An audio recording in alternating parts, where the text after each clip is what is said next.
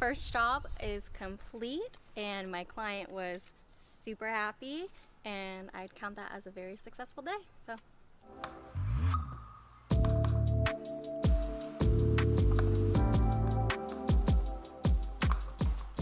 And we're back with the first update with Stacy and the mess she made. So she's built her website, built her business cards. So let's hear a little bit about your website and where you made that, what your experience was like with that. So that was an experience just because I've never built a website before. So I kind of went into it and I kind of almost panicked because I was thinking, what the heck, how do I even do this? But it was pretty simple. I used a called Wix, and they make it really easy. It's a simple website. There's really not much to it. I'll probably build, make it a little bit more fancy later on. So for now it's just pretty basic, but it's cute and it's me, so Yeah, so right now the goal is just to make it super simple, just enough to get by. I think it's like 3 pages in total. Yeah. And then eventually we'll add more. We might get into something like some form of content marketing where she writes articles on things that she comes across. Like, let's say she comes across this super dirty oven, and then she could take a couple pictures before and after, what she did to clean it, what worked, what didn't work.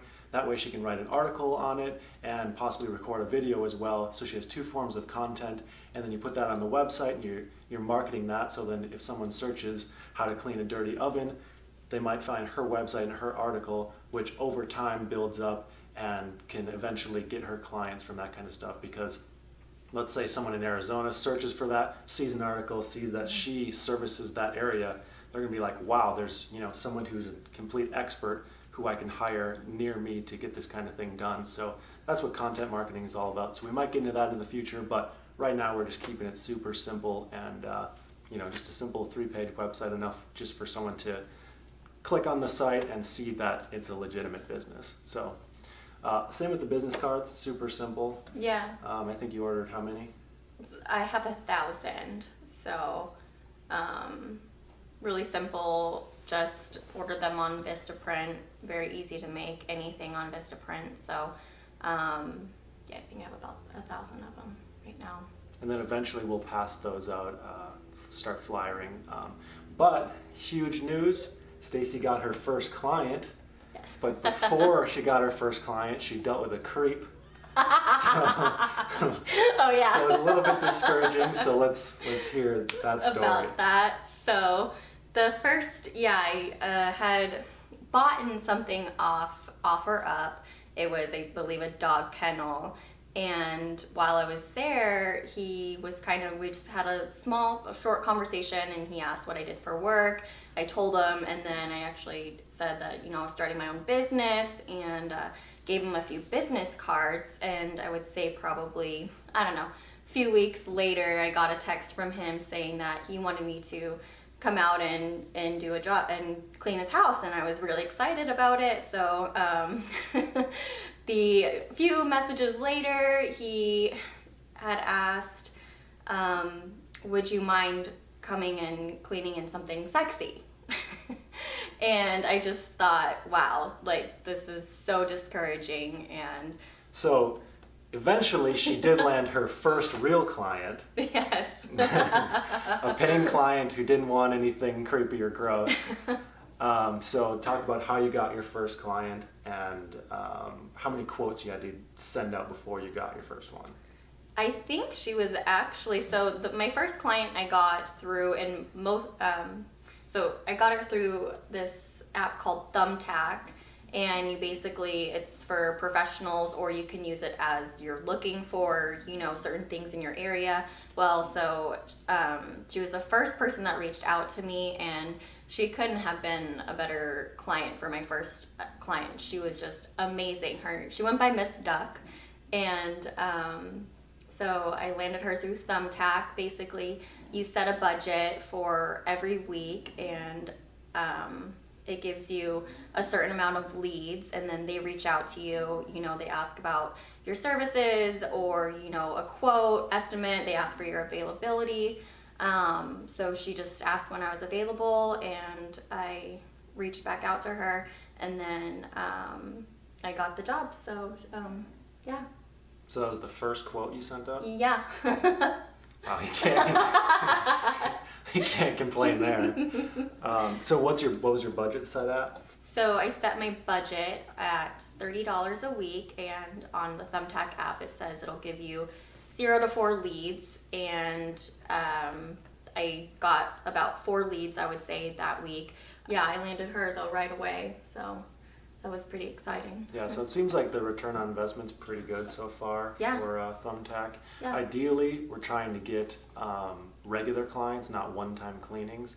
That way, the lifetime value of each client is way higher, and it's that much more worth spending the marketing dollars, because let's say you have to spend $30 to get one client. The return on investment is a lot better if you are able to make $300 a month from someone versus one $300 cleaning. So we're really trying to focus on getting regular clients. We haven't quite cracked that yet on how to best formulate it on that app, but we're just trying to think in terms of the lifetime value from each customer. So was there anything that came up during your first cleaning that you wish you knew before you started, or you wish you did differently? Well, the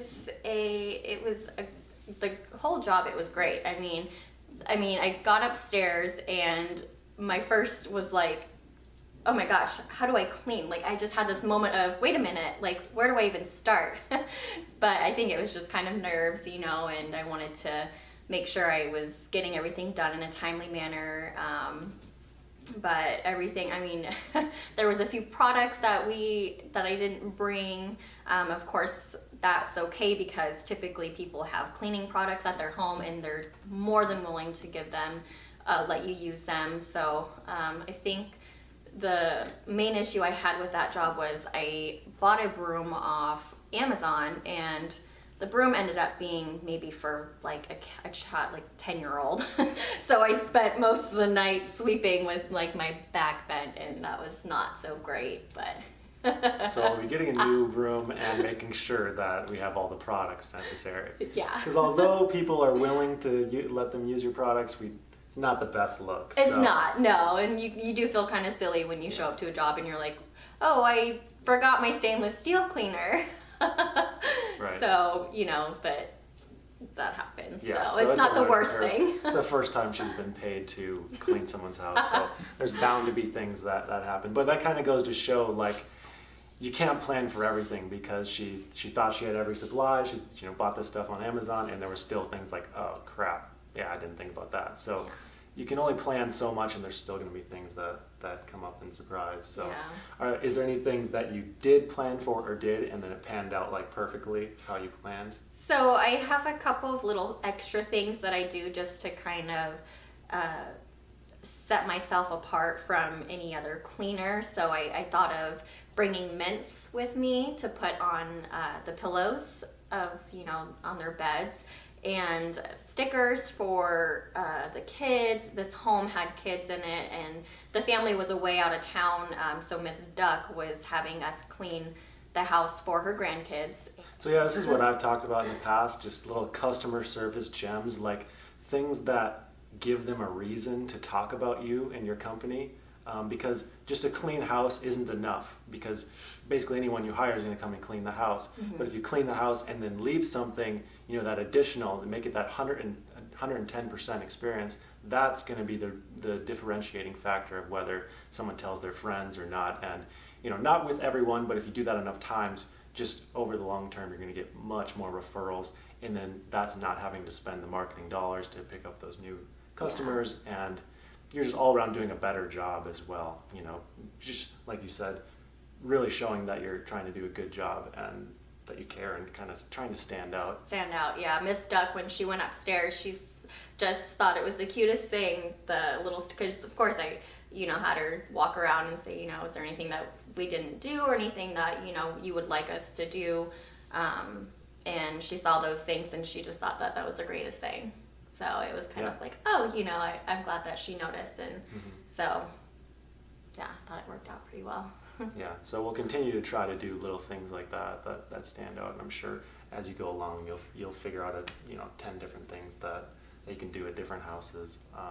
So how much did you charge for this first client? So that was about $100 an hour, basically, because she paid us $200. We were there for, I think, 2.5 hours. So, you know.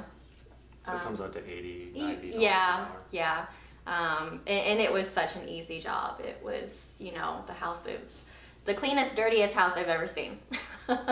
So, and then with her, you were cleaning her daughter's house, but Mm-hmm. she now wants you to clean her house, right? Yes, yeah. So they had just moved here from Illinois, and they were still unpacking. But so this was just a one-time clean for her daughter and the grandkids. And then she said that we did such a great job that she would be, in about a month or so, she'd be looking to have us come out and clean her house. So even though it was a one-time job, I still gained, you know, a client because of the work that we did. And she was just really impressed, and she was lovely. Like, she went and bought us dinner while we were cleaning. Like I said, it couldn't have been a better experience. Yeah, and that wouldn't have happened if you didn't like do the above and beyond and like Yeah. show her that you care and just like show that you're having a good time too. And Yes. just, you know, Yeah. those little things stand out because from what I understand, it wasn't like she was even looking for a cleaner for herself, but she was like, "You guys are Yeah. so great. Mhm. I need you to clean my house as well." So, Yeah. you know. Yeah. So that's it for the first update. Stay tuned for the next update when hopefully we bring to you much more clients, much more success, maybe a couple more stories. So until next time.